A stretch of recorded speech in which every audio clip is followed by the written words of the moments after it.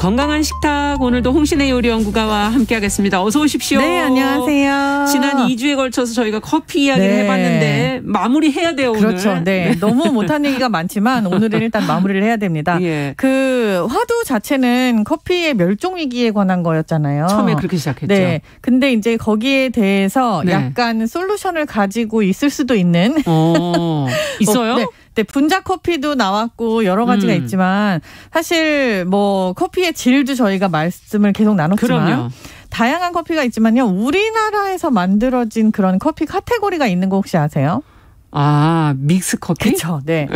믹스 커피가 영어로 뭔지 아세요? 모르겠네요. 믹스 커피가 영어 아닌가요?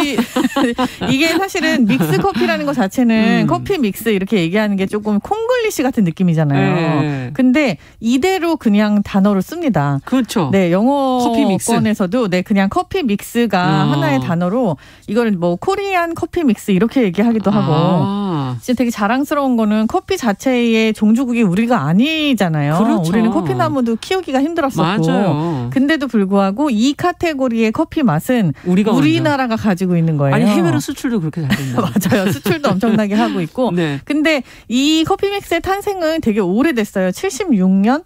그러니까 제가 기억을 하는 게 제가 76년생이거든요. 근데 저랑 나이가 똑같아요. 그렇구나.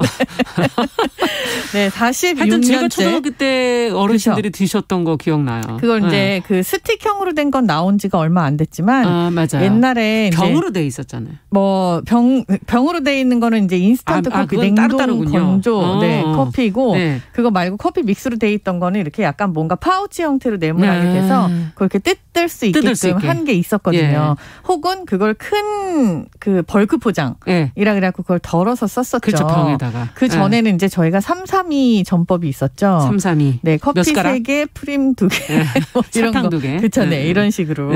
근데 요 동결 건조 커피 자체는 약간 오해가 있을 수 있는 게 동결 건조 커피 자체는 우리나라에서 개발한 게 아니에요.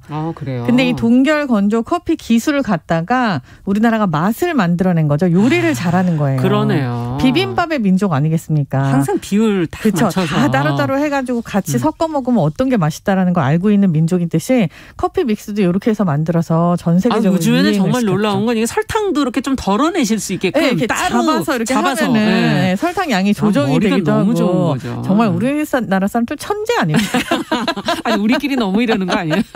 근데 여러분들이 흔히 알고 있는 이 커피 믹스를 어떤 브랜드 하나로 부르잖아요. 맥땡 이게. 근데 이게 약간 대표 명사가 된 것처럼 된 느낌인데 실제로 요 브랜드를 가지고 그리고 수출을 많이 시작해서 해외에서도 요거를 그렇게 부른다고 해요. 드셔보시면 중독이 되거든. 달달한 게. 간이 딱 맞죠, 진짜. 정말 뭐 정말. 기력이 나지 않습니까? 이게 그 한 모금이 정말 너무 남다른 커피 맛이 있죠. 맞아요. 네. 근데 이것만이 아니라 인스턴트 커피, 캔커피도 사실은 그쵸.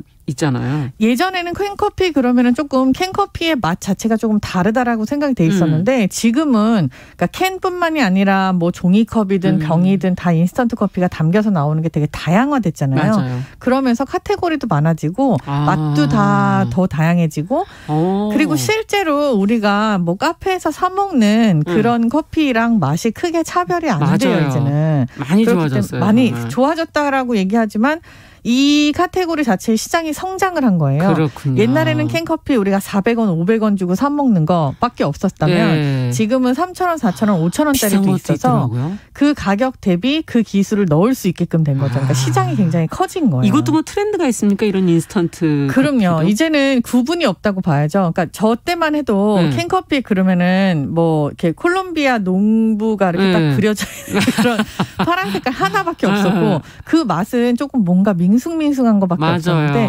지금은 그냥 우리가 카페에서 주문할 수 있는 모든 메뉴가 다 인스턴트 캔커피로 나와 있어요. 그래서 이걸 뭐 발전 사항을 본다 그러면 카페를 가든 편의점을 가든 슈퍼를 가든 자기가 원하는 커피 맛을 찾아 마실 수 있는 정도까지 발전을 했다라고 보실 수가 있죠. 다양해졌다. 네. 커피 전문점으로 얘기를 좀 옮겨가 보죠. 네. 예. 기본 맛은 아무래도 아메리카노가 아닌가 싶은데 추출 방식이 다양하잖아요. 커피를 추출하는 방식 진짜 많죠.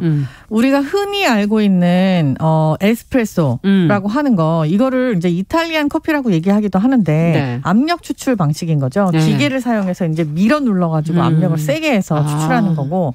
그거 말고 흔히 아메리카노라고 얘기하는 거에 묽게 원형이 된, 원형이 된 게 묽게 나온 게 처음부터 이거를 커피 머신이라고 얘기하잖아요. 네. 그 머신 커피 추출 방식이 있어요. 근데 그거는 핸드드립이라고 하는 거, 손으로 이렇게 우리가 원을 그려가면서 뜨거운 물을 부어서 하는 거를 기계로 옮겨 놓은 건데 그 머신 커피 자체의 추출 방식이 또 약간 다른 맛을 줘서 맞아요. 네, 커피 머신 추출 방식이 또 따로 있고 이런 것도 많이 보셨을 거예요. 어렸을 때 이렇게 드라마나 이런 데서 부잣집에 보면은 이렇게 금색으로 된 유리 잔 같은 걸 이렇게 눌러서 뚜껑을 만드는 거.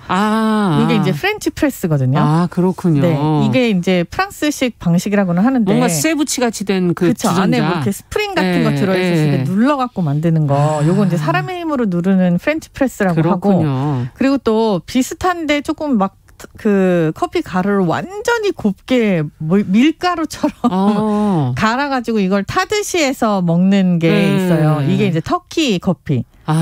터키에 여행 가신 분들은 많이 아실 텐데 뭔가 굉장히 진한데 좀 뭔가 입에도 좀 그쵸, 뭐가 남고. 네, 이걸 이제 터키 커피라고 얘기를 해요.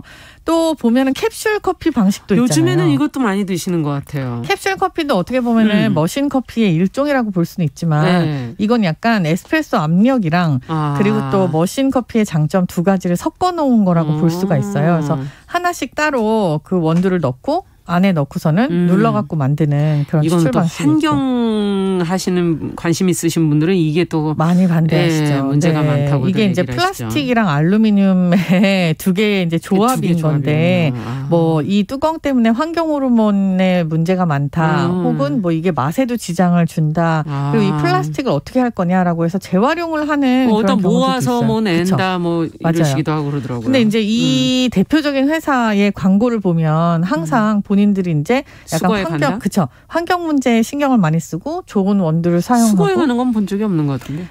이거를 따로 모아서 갖다 주거나 그렇게 하면 본인들이 재활용을 한다 이런 얘기들을 하기도 해요.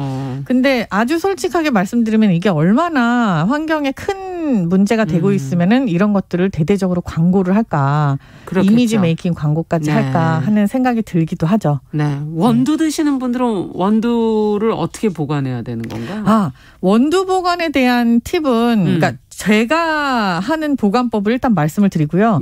왜냐하면 이게 굉장히 이것도 나름대로 디베이트가 되게 심해요. 그러니까 여러 군데서 말이 조금 있는데 원두에 따라서 조금 보관 방식이 다르기도 하고 원두 상태에 따라서도 다른데 대부분 다 실온 보관이 가능하잖아요. 그렇죠. 일정한 기간 동안은. 근데 제가 누누이 말씀드리는 거 신선함은요. 생각보다 오래 가질 않아요. 쌀도 7시간 있다가 껍질 깎으면 바로 산화되고 사과도 껍질 깎아 놓으면은 뭐 한 30분 있으면 갈색이 되고. 쌀도 그렇단 말이에요. 네, 쌀도 제가 계속 말씀드렸잖아요. 껍질 깎아서 바로 드시는 거다. 근데 껍질 깎아서 내년에도 먹고. 근데 커피도 묵은 쌀.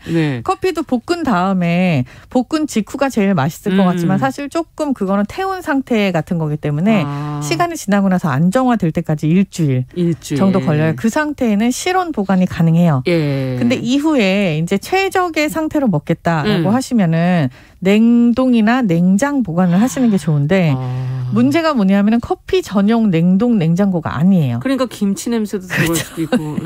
김치 냉장고잖아요, 보통. 김치 냉장고에도 넣을 수 있고. 근데 커피 자체를 실링을 잘해서 뭐가 뭐 드나들지 않는다. 그리고 뭐 오랫동안 보관하지 않으면 괜찮거든요. 그래서 온도가 오히려 더 중요하다고 저는 생각이 돼서 향기를 가두기 위해서 냉동 보관하는 걸 저는 추천을 해드리고요. 냉동. 네, 밀봉해서 냉동 보관.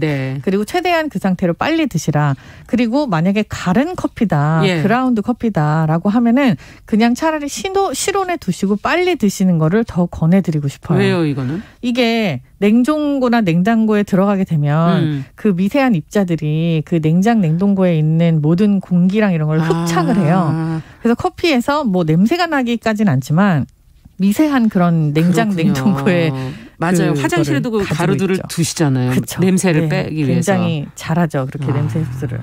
시간이 다 돼서 마지막으로 한 말씀. 네. 딱 10초 동안. 커피가 옆에 흔히 있는 것 같지만 첫 번째 시간에 말씀드린 것처럼 지금 마실 수 있는 시간이 그렇게 생각보다 길지 않을 것 같아요. 저희가 커피 한 잔에 통이라든지 추출 방식 그리고 무엇을 드시는지 한번 생각해 보시고 그렇게 하고 골라 드시는 걸 권해드리겠습니다. 네, 건강한 식탁 커피 얘기 오늘 홍신의 요리연구가와 함께했습니다. 오늘 말씀 잘 들었습니다. 감사합니다.